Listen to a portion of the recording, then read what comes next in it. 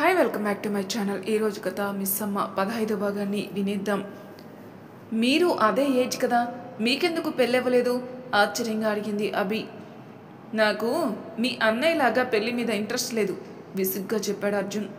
హా, అమ్మాయిల మీద ఇంట్రెస్ట్ ఉండదు, పెళ్లి మీద ఇంట్రెస్ట్ ఉండదు. ఎప్పుడు చూసినా ఆ ల్యాప్టాప్ పుస్తకాలు పట్టుకొని కూర్చుంటారు. ఈసారి ఎవరైనా అడిగితే నా ల్యాప్టాప్ నా వైఫ్, పుస్తకాలు నా పిల్లలని చెప్పండి అని కళ్ళు చేతులు రిధంలో తిప్పుతూ చెప్పింది అభి. ఆ మాట వింటూ ఫక్కన నవ్వాడు రాహుల్. రాహుల్ వైపు ఉరిమి చూస్తూ, పర్లేదులే, అవైతే కనీసం నమ్ముకుంటే మోసం చేయు అన్నాడు అర్జున్. అబ్బో, ప్రతిదానికి ఒక రీజన్ ఉంటుంది అర్జున్ గారు మీ దగ్గర, అంది అభి కళ్ళెగరేస్తూ. సైంటిస్ట్ కదా అభి, థీసిస్ రాసుకుంటాడేమో ప్రతిదానికి అన్నాడు రాహుల్. అవును, మరి నువ్వు సాఫ్ట్వేర్ కదా, ప్రతిదానికి కోడ్ రాస్తావేమో అన్నాడు అర్జున్. ఎందుకు అర్జున్ గారు ఊరికే మా అన్నయ్యని అంటారు? ఎంత మంచివాడో చూడండి, నోట్లో వేలు పెడితే కూడా కొరకలేడు. మీరే మా మీద ఊరికే అబండాలు వేస్తారు అంది మూతి విరుస్తూ. మీ ఇద్దరిని అమాయకులు అనేవాళ్ళు అమాయకులు నాన్న, మీరు మహాముదుర్లు అన్నాడు అర్జున్. ఇంటికి దగ్గరికి రాగానే లోపలికి రమ్మని పిలిచింది ఆంటీ. మళ్ళీ వస్తాం అంటుంటే, ఇప్పుడేం వంట చేసుకుంటారులే అర్జున్, నేను ఆల్రెడీ చేసి పెట్టాను, వచ్చేయండి అని చెప్పింది అరిచి. కార్ పార్క్ చేసి లోపలికి వచ్చాడు అర్జున్. ఆంటీతో మాట్లాడుతూ డిషెస్ అన్నీ డైనింగ్ టేబుల్ మీద సర్దుతుంది అభి. ఈ పిల్లకి అసలు అలుపే ఉండదు అనుకున్నాడు అర్జున్. భోజనం చేస్తున్నప్పుడే సేమ్ టైంకి అర్జున్, అభి ఎక్స్క్యూజ్ మీ అని తుమ్ముతూనే ఉన్నారు. ఏమైందా ఇద్దరికి సడన్గా? ఫుడ్ అలర్జీ ఏమైనా వచ్చిందా? ఆశ్చర్యంగా అడిగింది ఆంటీ. లేదు, తడి జుట్టుతో ఉన్నారుగా అందుకే అన్నాడు రాహుల్. ఆవిరి పట్టండి తగ్గుతుంది అంది ఆంటీ. వద్దు అన్నట్టు తలూపింది అభి. నాకు అక్కర్లేదు కానీ అభికి కావాలి ఆంటీ కళ్ళెగరేస్తూ చెప్పాడు అర్జున్. అర్జున్ గారు అంది అభి గారంగా. ఇద్దరూ పట్టండి అని ముందు గిన్నె పెట్టి దుప్పటి కప్పేసి హైఫై ఇచ్చుకున్నారు ఆంటీ రాహుల్. బాబోయ్, ఎంత వేడిగా ఉందో అని దుప్పటి లాగేసింది అభి. అభి పట్టు నువ్వు, మళ్ళీ నీకు హెల్త్ పాడవుతుంది అని కసిరి ఎటూ వెళ్లకుండా ఒడిసి పట్టుకుని ఆవిరి పట్టించాడు అర్జున్. ఇష్టమే వాడికి కూడా అంది ఆంటీ. ఏంటి అని ఆశ్చర్యపోయాడు రాహుల్. అంజలి విషయంలో వాడి పడిన దెబ్బ చిన్నది కాదు రాహుల్, అంత త్వరగా బయటికి రాలేరు. అదే భయంలో ఉండిపోయాడు. కానీ అర్జున్ ఒక మంచి భర్త అవుతాడు అని దూరం నుండే ఇద్దరికీ మెడికల్ విరిచింది ఆంటీ. డాడ్, నేను మీతో ఒక ఇంపార్టెంట్ విషయం చెప్పాలి అంది అంజలి. చెప్పంజు అన్నాడు ప్రసాద్, అంజలి ఫాదర్. అర్జున్ గురించి అంది. అది వినగానే బ్రుకిటి ముడివేస్తూ, ఏంటి అని మొహం చుట్లించి అడిగాడు. అప్పుడు మీరు చెప్పారని అలా చేశాను కానీ ఐ లవ్ అర్జున్ డాడ్, తనతో నాకు కలిసి ఉండాలనుంది, అందుకే మళ్ళీ తనకి దగ్గరగా వెళ్ళడానికి ట్రై చేశాను అంది తలదించుకొని. మంచి విషయమే కదా అన్నాడు ప్రసాద్. తండ్రి నుండి కోపం ఎక్స్పెక్ట్ చేసిన అంజలికి అతని అంగీకారం వింతగా తోచింది. మీకు ఓకేనా డాడ్? ఎంతో ఆశ్చర్యంగా అడిగింది. హా, నాకేంటి problem Anjali, you love Arjun right? నా కూతురి ప్రేమ కూడా ముఖ్యమే నాకు, అతనితో నువ్వు సంతోషంగా ఉంటావు అన్నాడు ప్రసాద్. అతని నర్మగర్భమైన మాటలు అర్థం చేసుకోలేనంత అమాయకురాలు కాదు అంజలి. తన తండ్రికి అర్జున్ ఎందుకు నచ్చాడో చెప్పగానే ఎందుకు ఒప్పేసుకున్నాడో వెంటనే అర్థమైంది తనకి. చిన్నగా నవ్వి అభి అర్జున్ గురించి క్లుప్తంగా చెప్పి జెన్నీ, విక్రమ్ జైల్లో ఉన్నట్టు కూడా చెప్పింది. వాళ్ళని విడిపిస్తాను అని ప్రామిస్ చేసి తెలిసిన వాళ్ళకి ఫోన్లు చేసే పనిలో పడ్డాడు ప్రసాద్. నెల రోజులు చూస్తుండగానే గడిచిపోయాయి. అభి ఎగ్జామ్స్ రిజల్ట్స్ వచ్చేసాయి. అర్జున్కి ప్రామిస్ చేసినట్టే 80%తో పాస్ అయింది అభి. టైం లేకపోయినా తనకి వచ్చిన పర్సంటేజ్ బట్టి అభి అమాయకమే కానీ చదువులో చాలా చురుగ్గా ఉంటుందని, తన మనసు పెట్టి చదివితే మంచిగా స్కోర్ చేస్తుందని అర్థమైంది అర్జున్కి. అంత తెలివితేటల అనవసరమైన విషయాలకి వాడకుండా అభి కెరీర్ సెట్ చేయాలి అనుకున్నాడు. లిఖిత కూడా ఏదో పని పడి వీళ్ళ స్టేట్కి రావడంతో అందరూ మీట్ అవుదాం అనుకున్న అర్జున్ రాను అనేసరికి ట్రీట్ ఇస్తానని రమ్మని బలవంతంగా లాక్కెళ్ళింది అభి. అర్జున్, రాహుల్, లిఖిత, అభి కలిసి వెళ్దాం అనుకున్నారు రెస్టారెంట్కి. లిఖిత క్యాజువల్గా నిఖిల్తో చెప్పడంతో తద్వారా అభి వస్తుందని తెలుసుకుని అదే ప్లేస్కి బయలుదేరతాడు ఆకర్ష్. మీ మధ్య నేనెందుకు అభి, నువ్వు వెళ్ళి వచ్చేయి, షర్ట్ కాలర్ సరి చేసుకుంటూ చెప్పాడు అర్జున్. అర్జున్ దగ్గరికి వెళ్ళి తన చేతిలో నుండి షర్ట్ తీసుకుని కాలర్ సెట్ చేసింది అభి. మీరుంటే బాగుంటుంది, నాకు అర్థం చేసుకోరేంటి అని ముద్దుగా కసిరి సో హ్యాండ్సమ్ అంది అభి. నువ్వు మారు అని విసుక్కున్నాడు అర్జున్. మారితే ఎలా? ఎప్పటికీ ఇలానే ఉండిపోవాలని మిమ్మల్ని విసిగించే అభిగా అని అల్లరిగా నవ్వి డోర్ లాక్ వేసింది అభి. చాలా రోజుల తర్వాత కలవడంతో అలుపు సొలుపు లేకుండా మాట్లాడుకుంటున్నారు అభి లిఖిత. వర్క్కి సంబంధించిన మెయిల్స్ రావడంతో అక్కడే చెక్ చేసుకుంటున్నారు అర్జున్. హాయ్ అభి అంటూ నవ్వుతూ పలకరించాడు ఆకాష్. హాయ్ ఆకాష్ గారు, మీరేంటి ఇక్కడ అని అడిగి కూర్చోమన్నట్టు చూపించింది అభి. ఆకాష్ గారు ఏంటి అభినయ, కాల్ మీ ఆకాష్ అన్నాడు. ఓకే అన్నట్టు తలూపింది కానీ ఏం మాట్లాడలేదు అభి. క్యాజువల్గానే వచ్చాను అని లిఖిత వైపు చూసి పలకరింపుగా నవ్వి మళ్ళీ అభి మీద ఫోకస్ చేశాడు ఆకాష్. ముందున్నంత ఫ్రీగా అభి మాట్లాడలేకపోయింది. ఇబ్బందిగా అటు ఇటు కదులుతుంటే తల ఫోన్ నుండి తిప్పి అభి వైపే చూశాడు అర్జున్.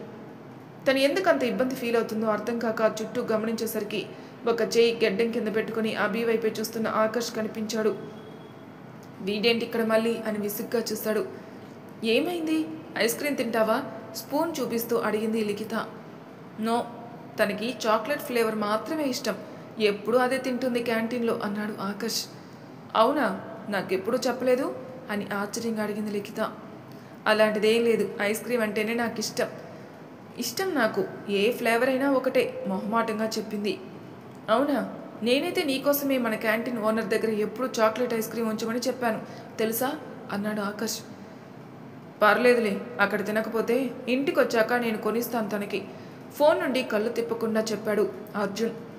ఓ మై గాడ్, ఎవరితను ఇంత హ్యాండ్సమ్గా ఉన్నాడు? ఆ రోజు పిక్ చేసుకోవడానికి కూడా ఇతనే వచ్చాడు అంటే బాయ్ ఫ్రెండ్ కాదు కదా అనుకుంటూ, ఎవరు అభినయ, ఇతను నీ బ్రదరా కావాలని అడిగాడు ఆకాష్. ఛీ, ఆ గబ్బు నోరు అలానే మూసేయి, నీకు నచ్చిన రిలేషన్స్ కలపకు, తను మనకి బాగా వరుస అవుతాడు, మన చెల్లి అభినయ కూడా అన్నాడు రాహుల్. చెల్లేంటి గయ్యమని లేచాడు ఆకాష్. మరి బాగున్నాడుగా పక్కనే, తను నీకు చెల్లి అవ్వాలి, అదే నీ ఆరోగ్యానికి మంచిది అని హితబోధ చేశాడు రాహుల్. అభి, ఒక్కసారి ఈ అన్నయ్యని కూడా అన్నయ్య అని పిలవమ్మా అన్నాడు రాహుల్ డ్రమాటిక్గా. వేరే మాట కూడా లేకుండా అదేం పర్లేదన్నయ్య అంది అభి ఆకాష్ వైపే చూస్తూ. అన్నయ్యనా అన్న మాట డీటీ సౌండ్లో వినిపిస్తుంటే గుండె ముక్కలైపోయింది ఆకర్ష్కి. ఇంకేం మాట్లాడలేక మౌనంగా డిన్నర్ చేశాడు ఆకర్ష్. అందరూ భోంచేసి వెళ్ళిపోతుంటే నేను మీతో మాట్లాడాలి ఆకర్ష్ గారు అంది అభి. అభి వైపు ఒక్కసారి తీక్షణంగా చూసి వెళ్ళిపోయాడు అర్జున్. మీరు అనుకున్నది నిజమే, నేను అర్జున్ గారిని ప్రేమిస్తున్నాను, ఆయనతో నా జీవితం పంచుకోవాలనుకుంటున్నాను. మీరు నా మీద క్రష్ ఫీలింగ్స్ పెంచుకున్నారని తెలిసింది. నిజంగా మన మధ్య ఈ టాపిక్ ముందే వచ్చి ఉంటే నేను అప్పుడే చెప్పేదాన్ని. ప్లీజ్, మీరు నన్ను క్రష్ ఫీలింగ్స్తో చూస్తే నేను చాలా ఇబ్బందిగా ఫీల్ అవుతాను, ఫ్రెండ్స్గా ఉందాం ప్లీజ్ అంది అభి చాలా మొహమాటంగా.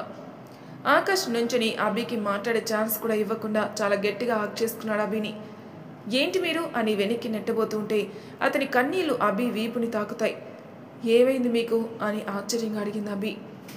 1 year పెంచుకున్న ఇష్టం అభి అంత త్వరగా పోదు, బట్ వేరే వాళ్ళని ప్రేమిస్తున్నావని తెలిసినప్పుడు కూడా నేను ఇబ్బంది పెట్టను. I missed you for this life, next జన్మలో ముందు నేనే తీసుకుంటా నేను అని చిన్నగా నవ్వాడు. అది ఎవరి కంట పడకూడదో వాళ్ళకంటే పడింది. రిజల్ట్గా అర్జున్ చేతి కండరం బిగుసుకుపోయింది. వాళ్ళ ఫ్రెండ్ని కలవడానికి వచ్చిన అంజలి కంటపడింది ఆ దృశ్యం. అభినయ అంటే ఈ అమ్మాయే కదా అని ఆగి అభిని చూస్తూ ఉంటే హ్యాండ్ వాష్ చేసుకుంటూ అంజలి వైపే చూశాడు అర్జున్. అన్ని రోజుల తర్వాత అంజలిని చూశాడనే ప్రేమ కానీ బాధ కానీ లేకపోగా తన చూపు అభి మీద పడడం కూడా ఇష్టం లేదు అతనికి. అంజలి ఎటువైపు అంత సీరియస్గా చూస్తుందో అర్థం కాక అటువైపుగా చూసేసరికి తన అనుమానం నిజం చేస్తూ అభి వైపే చూస్తుంది అంజలి. వడివడిగా అటు వెళ్ళి అభి చేయి పట్టుకున్నాడు అర్జున్. అటు అభి ఆకాష్తో పాటు ఇటు అంజలి కూడా షాక్ అయిపోయింది ఆ దృశ్యం చూసి. పద అభి, చాలా లేట్ అయింది ఇప్పటికే అని సీరియస్గా చెప్పాడు అర్జున్. జాగ్రత్త ఆకాష్ గారు, ఐఆమ్ సో సారీ అని మరొక్కసారి చెప్పి అర్జున్తో వెళ్ళిపోయింది అభి. అభి వెళ్తున్న వైపే చూస్తూ తన కంట్లో అలుముకున్న కన్నీటిని చేతితో తుడిచి ఇంటి వైపు బయలుదేరాడు ఆకాష్. ఏంటి మీరు ఇలా లాక్కొచ్చేస్తున్నారు, ఏమైంది మీకు అని ఆశ్చర్యంగా అడుగుతూ, ఇదిగో అర్జున్ గారు, ఇప్పుడు తను హక్ చేసుకున్నాడని డ్రెస్ పడేయమని చెప్తారేమో, నేను అస్సలు పడేయను, ఇది కొత్త డ్రెస్సు, పట్టుమని 3 సార్లు కూడా వేయలేదు, సిచ్యువేషన్కి అస్సలు సంబంధం లేకుండా చెప్పింది అభి. అభి ప్లేస్లో ఇంకొకరు ఉండుంటేనా ఆ మాటలకి చెంప పగలు కొట్టేసేవాడు అర్జున్. కానీ వింతగా అభి నుండి ఆ మాటలు అతని పెదవుల మీద సన్నటి నవ్వుని ప్రత్యక్షం చేశాయి. రే రాహుల్, పద, కార్ స్టార్ట్ చేయి అని అరిచాడు అర్జున్. వీడికి మళ్ళీ ఏం పోయే కాలం పట్టిందో అనుకుంటూ కారులో కూర్చున్నాడు రాహుల్. నీకు బొట్టి పెట్టి చెప్పాలా అభి అని కోపంగా అడిగాడు అర్జున్. అక్కర్లేదు అన్నట్టు తలూపి బుద్ధిగా వెళ్ళి కారులో కూర్చుంది అభి. డ్రైవింగ్ సీట్ పక్కన సీట్లో కూర్చుని అంజలి ఎందుకు ఇక్కడికి వచ్చింది అని ఆలోచిస్తూ కణతల దగ్గర నొక్కుంటూ ఆలోచిస్తున్నాడు అర్జున్. అభి, నేనెప్పుడూ ఆలోచించలేదు కానీ నిజంగానే నువ్వు అర్జున్ ఒకేలాగా ఉంటారు తెలుసా. మీ ఇద్దరు అన్న చెల్లి అంటే నమ్మచ్చు అని మళ్ళీ రాంగ్ టైంలో ఇంకొక ప్లాన్ ఎగ్జిక్యూట్ చేశాడు రాహుల్. ఆ మాటలకి రియాక్షన్ అర్జున్ నుండి ఊహిస్తే అతనికి అంత ఛాన్స్ ఇవ్వకుండా నిమిషం గ్యాప్లోనే రియాక్ట్ అయింది అభి. అర్జున్ గారు, నేను ఒకలా ఉండడం ఏంటి చండాలంగా యాక్తూ, ఇంకెప్పుడు అలాంటి మాటలు సరదా కూడా మాట్లాడుకు బ్రో. ఆయన తెల్లగా ఉంటారు, నేను అబవ్ యావరేజ్గా ఉంటాను. ఆయనేమో 6 అడుగులు, మరి మన గురించి తెలిసిందేగా. ఈవెన్ మా కళ్ళు కూడా ఆయనవి బ్రౌన్ ఐస్, నావి ప్యూర్ బ్లాక్ ఐస్. ఇంకొకసారి ఆయన నేను ఒకలా ఉన్నామని అన్నావంటే చంపుతాను.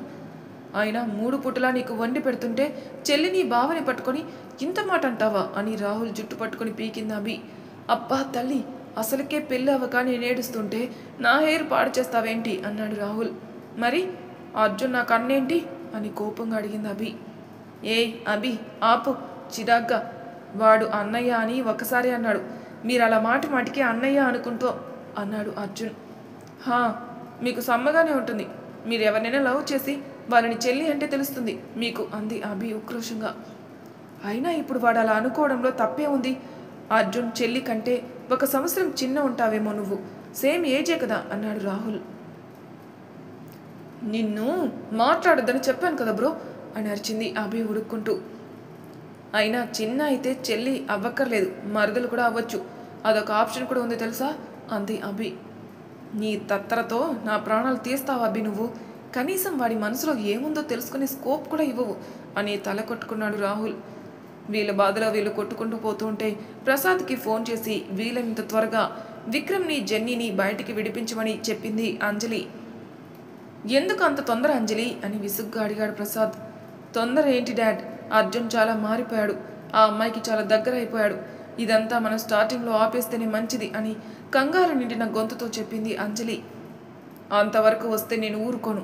నా కూతురు ప్రేమ కోసం నేను ఎక్కడికైనా వెళ్తాను, నువ్వు టెన్షన్ పడకు, జస్ట్ స్టే హ్యాపీ అన్నాడు Prasad. I know dad, but నాకు అర్జున్ గురించి కూడా తెలుసు. తనకు కూడా తనకి ఇష్టమైన వాటి కోసం ఎంత దూరమైనా వెళ్తాడు, ఎంతైనా ఫైట్ చేస్తాడు. తన మనసులోకి ఆ అమ్మాయి వెళ్తే మాత్రం మనం ఏం చేసినా ఇంకా వేస్ట్ అంది అంజలి. ఎందుకు ప్రతిదీ ఆదిలోనే హంసపాదంలా ఆలోచిస్తూ కూర్చుంటావు అంజలి నువ్వు. అతను తనతో ప్రేమలో పడాలి, బట్ ఆల్రెడీ నీతో ప్రేమలో పడ్డాడు, జస్ట్ టైమింగ్ గ్యాప్ అంతే. మళ్ళీ నీ వైపు తిప్పుకోవడానికి నువ్వేం ఎక్కువ కష్టపడక్కర్లేదు అన్నాడు ప్రసాద్. తండ్రి మాటలు నిజమే అనుకుంటూ అర్జున్తో మళ్ళీ కలవడానికి ప్లాన్స్ వేసుకుంటుంది అంజలి. అబ్బి, ఏంటి నువ్వు ఇక్కడ నుండి వెళ్ళిన దగ్గర నుండి వీడియో కాల్స్ చేయడం లేదు. అమ్మ నీ మీద బెంగ పెట్టుకుంది బుజ్జమ్మ లాలనగా చెప్పాడు సూర్య. అది అన్నయ్య, నేను హాస్టల్ మారాను, ఇక్కడ కొంచెం అడ్జస్ట్ చేసుకోవడానికి టైం పడుతుంది కదా, అందుకే అంది అభి కంగారుగా. ఓ, హాస్టల్ మారావా, ఏమైంది, ఇప్పుడంతా ఓకేనా అని అడిగాడు సూర్య. హా, అంతా ఓకే. ఇంకేంటి, ఎలా ఉంది నీ సోషల్ సర్వీస్ అంటూ మాట దాటేసింది అభి. నాదేం లేదులేరా, నువ్వు బాగున్నావుగా. అమ్మకి ఒకసారి వీడియో కాల్ చేయి, విక్రమ్ కూడా ఫోన్ స్విచ్ ఆఫ్ వస్తుంది, వాడు ఎలా ఉన్నాడో ఏంటో అన్నాడు సూర్య. దేవుడా, ఇంకెన్ని అబద్ధాలు చెప్పిస్తావు నాతో అనుకుంది అభి మనసులో. ఓ అవునా, ఫోన్ రిపేర్ ఏదో వచ్చుంటుందిలే అన్నయ్య, మళ్ళీ తనే చేస్తాడులే అంది అభి.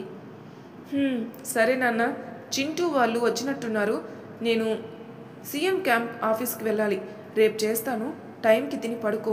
ఫైనల్ ఇయర్ కదా, జాబు పర్సంటేజ్ అని స్ట్రెస్ తీసుకోకు, మనకు కావాల్సింది ఏదైనా అది మన దగ్గరికే వస్తుంది, నువ్వు జస్ట్ నీ ఎఫర్ట్ పెట్టి చాలు, సరేనా అన్నాడు సూర్య.